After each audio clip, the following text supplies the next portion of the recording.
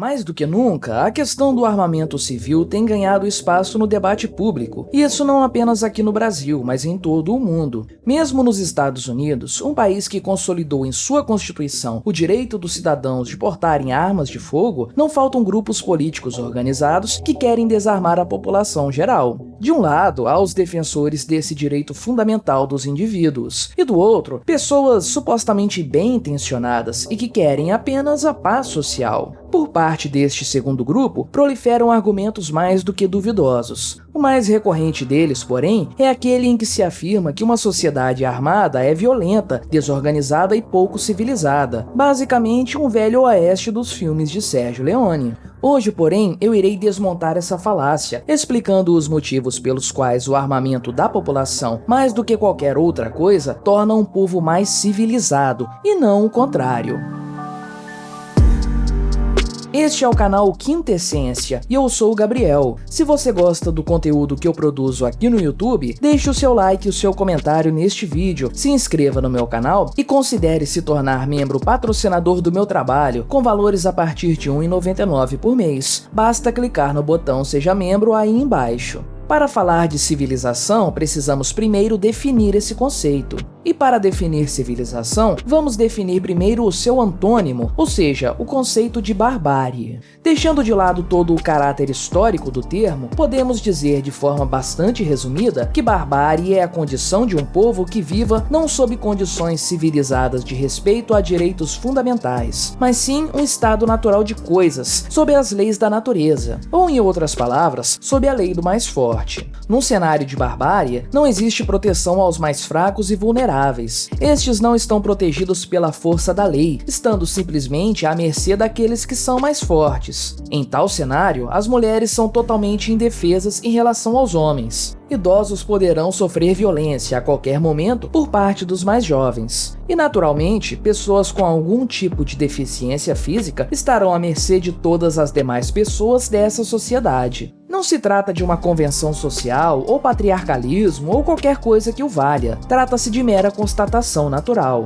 Homens, na média, possuem mais força física que as mulheres. Jovens possuem mais vigor e disposição que os idosos. E pessoas com deficiências físicas possuem restrições à sua mobilidade, algo que poderá torná-las alvos fáceis de pessoas mal intencionadas. Em um tal cenário, nada além da força física determinará quem tem o maior poder de subjugar todos os demais. Imagine que numa sociedade com esse grau de barbárie, uma mulher esteja andando pelas ruas, sozinha e à noite, quando é abordada por um homem que deseja roubá-la e dela abusar. Esta mulher estará completamente à mercê de seu abusador, tendo apenas suas frágeis mãos para se defender do agressor. Num estado natural, o homem terá vantagem física contra ela e poderá fazer com ela o que quiser, a não ser que por algum tipo de milagre apareça alguém nesse momento para defendê-la. Pense também numa hipotética situação em que um senhor idoso que tenha acabado de sacar uma grande quantia em dinheiro de seu banco se vê sozinho, encurralado num beco por um jovem delinquente. Nesse cenário, o velho não terá qualquer chance de defesa contra o jovem, muito mais forte e com melhor condicionamento físico.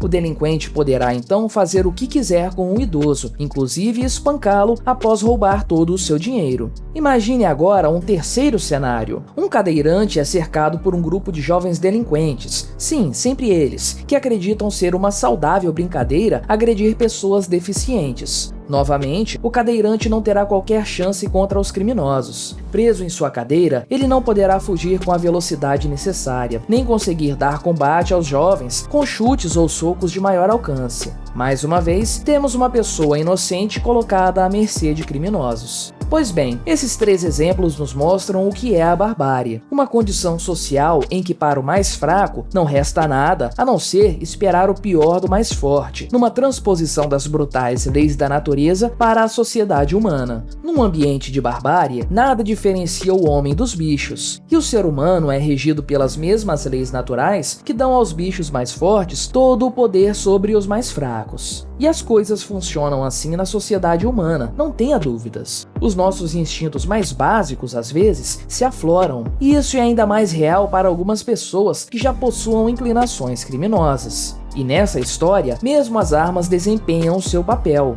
Os povos que descobriram o manuseio do cobre sobrepujaram os que utilizavam armas de pedras. Os que usavam armas de cobre foram sobrepujados por aqueles que aprenderam a forjar o bronze. Estes foram conquistados por povos que construíam armas de ferro, e este último grupo foi superado por povos que usavam armas de aço. Quando um povo se torna mais forte, ele domina os demais. É a lei da selva ocorrendo em âmbito mundial. Algo mudou, porém, com as armas de fogo. Afinal, é sobre elas que nós estamos falando neste vídeo. Uma conhecida frase nos diz que Deus criou os homens, enquanto Samuel Colt, fabricante de revólveres, os tornou iguais. Não obstante não se possa dizer com precisão quem seja o autor dessa frase, o fato é que ela é bem real. As armas de fogo romperam o padrão natural pela primeira vez em nossa história, fazendo o que antes todos julgariam impossível: equilibraram os poderes. Pensemos nos 3 exemplos anteriormente citados e imaginemos que todas as vítimas portavam armas de fogo.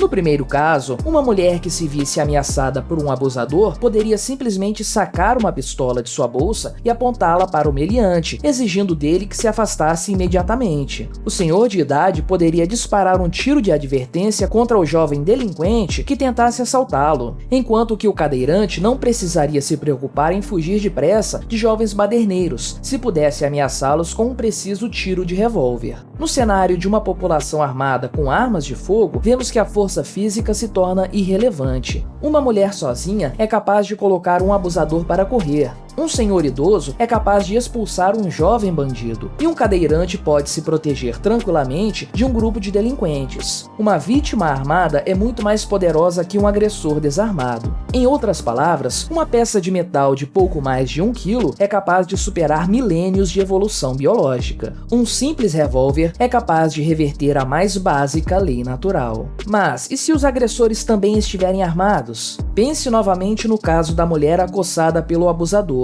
Imagine que agora, não apenas a vítima está armada, mas também o criminoso. Isso significa que voltamos ao primeiro cenário, o da barbárie? É claro que não. Afinal de contas, esse hipotético cenário é, basicamente, um equilíbrio de forças. Vítima e agressor possuem o mesmo poder de fogo e poderão decidir, mesmo à distância, seu destino. Naturalmente, não se trata de um cenário tão favorável quanto o anteriormente relatado, mas ainda assim, há uma boa chance de a vítima conseguir se proteger. As armas de fogo extinguiram a diferença proporcionada pela força física, algo que basicamente caracteriza a barbárie. Portanto, as armas trouxeram à humanidade o oposto da barbárie, a civilização.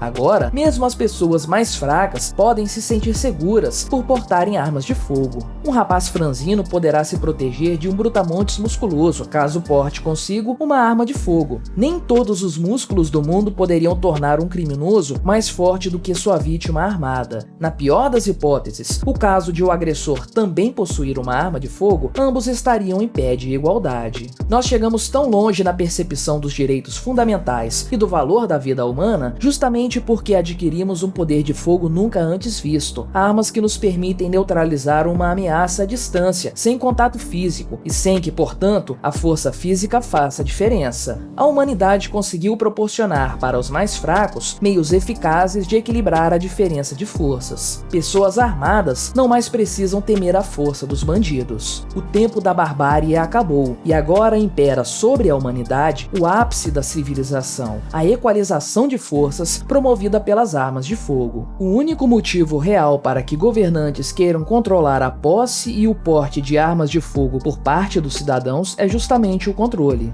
Argumentos a respeito de segurança pública e de como o Estado deve ser o único responsável por apaziguar a sociedade são pura balela. Tudo o que o Estado fez até hoje foi tornar a população mais vulnerável, inclusive contra o próprio Estado. Em outras palavras, o Estado nos tornou mais bárbaros. Por isso, não negligencie o seu direito de portar armas de fogo, de qualquer calibre, de qualquer natureza, pois elas, e mais nada, garantirão que você esteja a salvo dos agressores que são fisicamente mais fortes, incluindo aí o pior deles, o próprio Estado.